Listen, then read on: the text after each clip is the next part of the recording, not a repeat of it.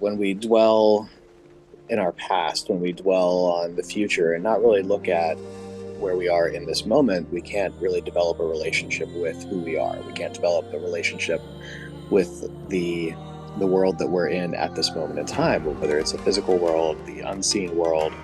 Um, we need, time works different in these different realms, and it's not really as much of an awakening as it is just becoming aware.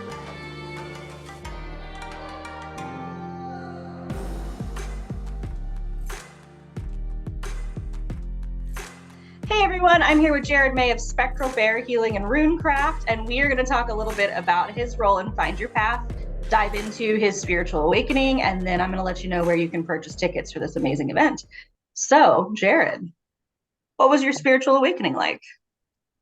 Uh, Long, I guess is the best way to say it. I've been walking this path for over 30 years, and every day is like starting from scratch. Um, the runes came to me when I was 12, and I would walk away or try to walk away. They'd end up back in my life at some point in time. I walked away from the Abrahamic faiths around the same time and turned to a more earth-based, nature-based spirituality. And things have just kind of grown from there.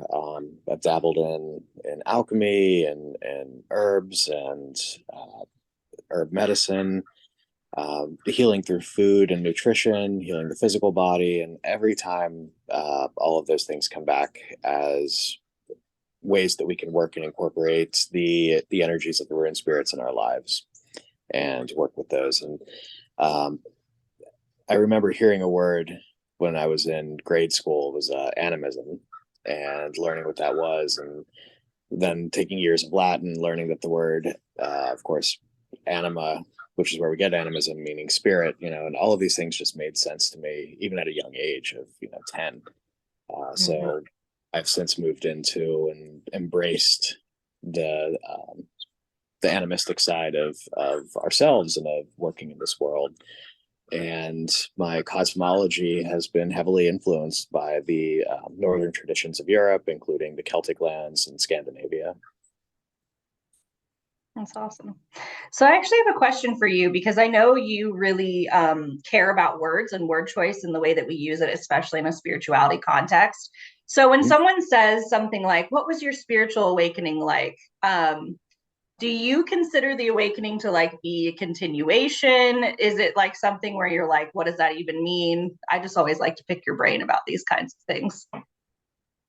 I think it's just really learning to live in relationship with where we are at this moment in time. That when we dwell in our past, when we dwell on the future and not really look at where we are in this moment, we can't really develop a relationship with who we are. We can't develop a relationship with the world that we're in at this moment in time, whether it's a physical world, the unseen world. Um, we need, time works different in these different realms, and it's not really as much of an awakening as it is just becoming aware. We're always living it, we're always experiencing it. It's just whether or not we're aware of it. Mm-hmm. In your experience, is it like you become aware of different things? So it's almost like you're constantly, like some people be like, I'm having my third or fourth spiritual awakening, or like Kundalini. What is that called? Kundalini Yeah, awakening? Is and that what that's called? Yeah. I uh, mean, would you just consider it like, okay, we're always like growing and achieving a new level of awareness kind of thing? yeah, I would say so. I think that that's a good way to put that. You know, Jung was one of the first to kind of bring about the idea of synchronicities and rather than coincidence. Mm-hmm. And when we look at the awakening aspect of things, it's not necessarily, like I said, an awakening. It's more of becoming aware. But when we make the connection as to what that is, then we have that aha moment, and I Yeah. we can associate that with that kind of awakening aspect of things. But it really is just connecting the dots. Hmm. That's a really cool way to think of it. Sorry, guys, this is not scripted at all. It's just when I get Jarrod on camera talking about spirituality, I try to learn things. Okay, so for you, why do you keep coming back to teach at Find Your Path? What is it about Find Your Path specifically for you? It's a lot of fun. I love hanging out with all the teachers. I'm always meeting new teachers. I know the last one we did in up in Indianapolis, there were several new teachers there that I made some great relationships and friends with. And the people. There are so many people out there, both experienced and inexperienced, that come forward and want to learn different things. They want to understand and cultivate their relationships with their world and their spirit world. Um, and I think that it's a great place for us to really learn to understand one another and different values and ideals and concepts, Mm-hmm. um, and really build community. Yeah. Yeah, that's always the hope.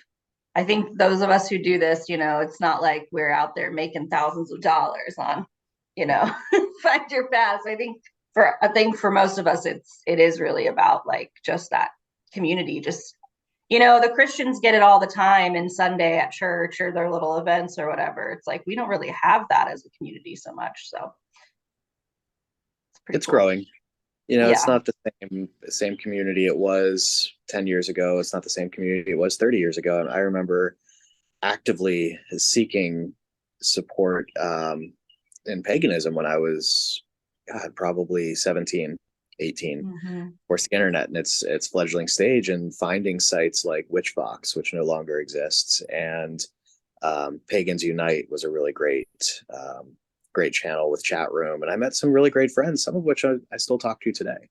And whether or not they still follow the same path, it's not something we've ever really discussed. But at the time, it was a really great resource and tool, and the starting of a lot of these communities. Mm-hmm. Yeah. Yeah. The internet was the wild, wild west once upon a time, wasn't it? Absolutely. I've been talking to a lot of people in their early 20s and they're like, oh, but these things have always existed. And I was like, no, once upon a time, we had to go to the library and check out Right. books. It was wild. You can ask Jeeves. Oh, yeah. Memory unlocked. Um, so, what are you teaching this time around? So I'm going to be doing two classes. This time I wanted to scale it down a little bit. Over the past, I think I've done up to four, and I wanted to put a little bit more into these classes and really help them stand out a little bit, and really help people understand, take the time for questions, and not feel pressured to get to my next class. But I also wanted to make a little bit of extra time to bring in people who may be interested in the offering that I have in there as well, with the Rune and animals, Rune and nature spirit Mhm. castings.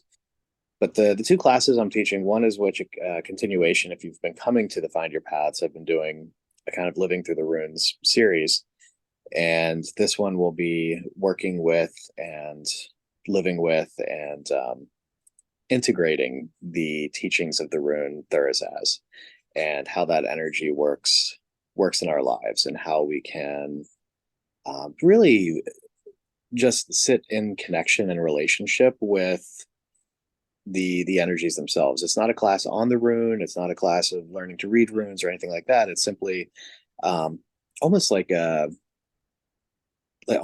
coaching class on really how to Mhm. these energies when they come forward in life. And then my second class, if I remember correctly, this year is going to be on spirits of place, Mhm. and the relationship that we have with the spirits of the land that we live on at this moment in time.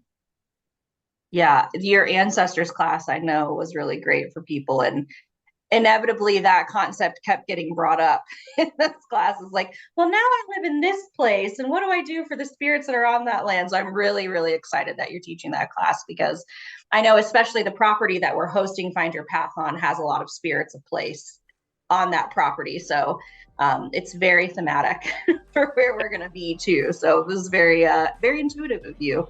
Not that I wouldn't expect that of you, but Definitely awesome.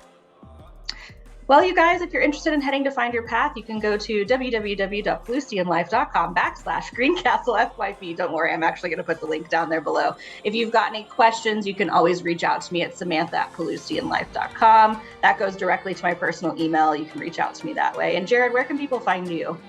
Right now, I can still be found at rowanwolfrunecraft.com. I'm on Facebook as Spectral Bear Healing and Runecraft.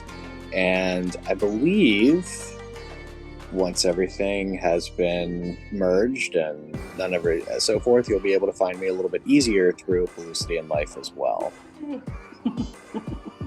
He's joining the ranks. We've not coerced him at all. I don't know.